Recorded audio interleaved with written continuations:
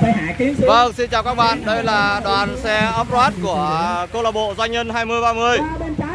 Đoàn xe off-road của câu lạc bộ Doanh nhân 2030 rất là nhiều xe. Bây giờ các xe đang tập trung vào bãi để chúng tôi đang chuẩn bị để cho cái giải đấu off-road 2030. Và trên chiếc xe mà tôi đang đứng đây là chiếc xe của anh Toàn, anh Huỳnh Bảo Toàn. Xin mời tất cả các vận động viên Với anh Huỳnh Bảo Toàn với thương hiệu Zetado. Thì thương hiệu Zetado này là những cái căn nhà thông minh. Đó. Xin nhắc lại là xin mời tất cả các anh ra khu vực ban tổ chức để chúng ta tổ chức bốc thăm. Các vận động viên đã thi đấu môn khác rồi vui lòng đứng ở phía ngoài và nhớ mua vé nha. Bộ môn này có bán vé cho khán giả nha anh chị ơi. Đang tiếp tục đi vào, đang di chuyển vào. Dán xe cho Phương ơi, dán xe cho Phương ơi. Tự sở. Không có nhờ quyền hay nhờ ai dán cho. Việt ơi, dán xe cho Phương cái Việt ơi. Phương không dành dán. Đó, Việt đó. Các bạn thấy không? Mình nhìn thì có vẻ đơn giản vậy thôi nhưng mà không hề đơn giản tí nào. Đây là chiếc xe đầu tiên vừa mới xuất phát xong thì các bạn đã dính hố rồi. Đó. Và đây là chiếc xe đầu tiên đang đào đường để cho các xe sau xuống hố cùng. Bản cơ bản, còn bên đây là phiên bản độ. Phiên bản xe độ thì sẽ vào đường đua số 2. Chiếc đầu tiên của đường đua số 2 sắp bắt đầu. Đó. Còn phiên bản cơ bản kia thì chiếc đầu tiên đi vào đang đào hố. Đang đào hố để cho những chiếc sau vào cùng để xuống hố. Vừa mới xuất phát khỏi cái vạch xuất phát đâu đó khoảng chừng 10 mét thôi là xe đã bị sụp hố rồi. Đó. Nhìn thấy vậy thôi nhưng mà không hề đơn giản một tí nào nha các bạn. Đó. Đây còn bên này thì đường đua số 2 thì bên kia kìa, các bạn xa bên kia các bạn thấy không? Đó. Những cái dốc mà nó dốc đâu đó khoảng chừng 65-70 độ. Đó. Rất là dốc. Rồi đường đua số 2 Hồ Thanh Tuấn chuẩn bị xong hết chưa? Cái việc mà bay lên và cắm đầu xuống là chuyện bình thường. Nếu mà các coder của chúng ta không có đủ những cái kinh nghiệm để đi những cung đường như vậy. Đây, xe này là phiên bản độ. Vâng, chiếc xe đầu tiên của phiên bản thường. Phiên bản cơ bản thì đang cố gắng đào hố. Đấy, và nãy giờ thì loanh quanh chắc mất khoảng 5 phút rồi.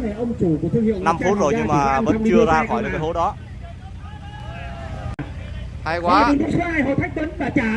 Đường đua số 1 thì anh đã ra được khỏi cái hố, đào hố rồi và bây giờ anh sẽ tiếp tục anh đi.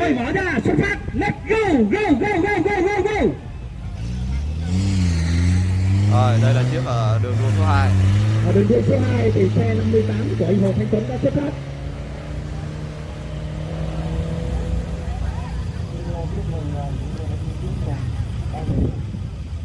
Ở đường đua số 2 thì có vẻ như các vận động viên trên xe này thuận lợi hơn. Đó, đã đi được cung đường khá dài rồi. Né nha, tất cả né ra nha, đứng lùi ra để cho trả xuống bấm giờ nha. 37, 38 giây, 40 giây, 41 giây, 42 giây, 43 giây, 43 giây, nhanh lên xuống bấm, nhanh lên. Rồi, mất nhiều giây rồi, nhanh lên, 53 giây, 54 giây, 55 giây, 56 giây, 54, 56 giây, 54, 56 giây, 54% của giây. Rồi xong, mở đi. Rồi, 58 giây.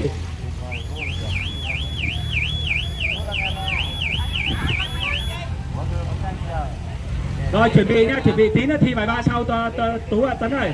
Ở đây có nhiều bài thi nha các bạn. Đây là một cung đường nhẹ thôi. Đó, lát nữa sẽ phải vào Nguyễn Thanh Linh sau kia. Ban tổ chức nhắc lại một lần nữa, Nguyễn Thanh Linh và chả Nguyễn Thế Huy đâu. Nguyễn Minh Trí đâu.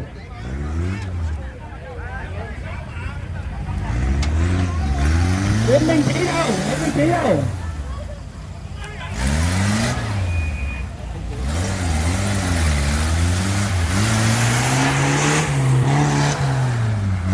Rồi Nguyễn Minh Trí và Nguyễn Anh Dũng đâu à? Nguyễn Minh Trí và Nguyễn Anh Dũng đâu? Rồi ra xuất phát ở đường đua số 2. Cô Bạch xuất phát ở đường đua số 2. Ok, mở đi. 57-17, 57-17. 59 chỉ thua 50. Rồi tổ trọng tài báo lỗi đây, tổ trọng tài báo đây. Ok ok. Tuấn Ngọc Trai ơi, Tuấn Ngọc Trai ơi, cho trả hai trai ra đây ký tên đi. Rồi ký tên vào đi, ký tên vào đi. Không có lỗi, không có lỗi. Ký tên vào cái số giờ thôi. Trả ký cũng được, trả ký cũng được. Có tên là ký được. Những người lùi bài nghe tù. Trả đâu Toàn á. Ơi. Nón bảo hiểm đó. Trả, trả. Tới đi Toàn ơi, vô chuồng luôn, nở đây. Nở đây. Lên xe xong trả nhảy xuống bấm, lên xe đàng hoàng, căng dây lại chui ra nha. Trọng tài đâu, căng cái dây lại. Trả. 42 let's go xuống bấm. Nhanh lên 42 giây, nhanh lên. Lên Hải 50 51. Rồi chạy lên đi. 53. Rồi chạy đi. Dây mà 62% của dây. Không kỷ lục. Anh cam kết em của 20-30 cực kỳ lầy.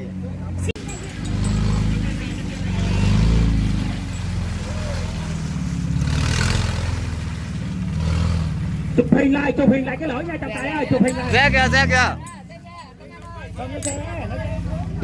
Né xe vào nè. Vào luôn. Toàn ơi. Cửa hàng ấy đưa cái bản bài 1 có lẽ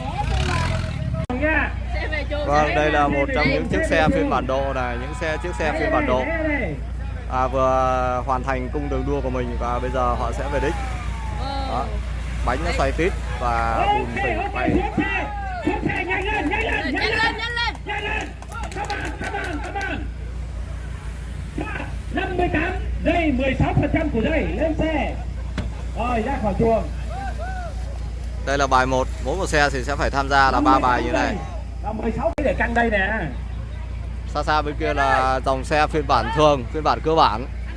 Để đi cái cung đường nó nhẹ nhàng hơn, dễ dàng hơn. Lấy dây khác cột lên đi em. Còn bên này là cung đường dành cho xe phiên bản độ.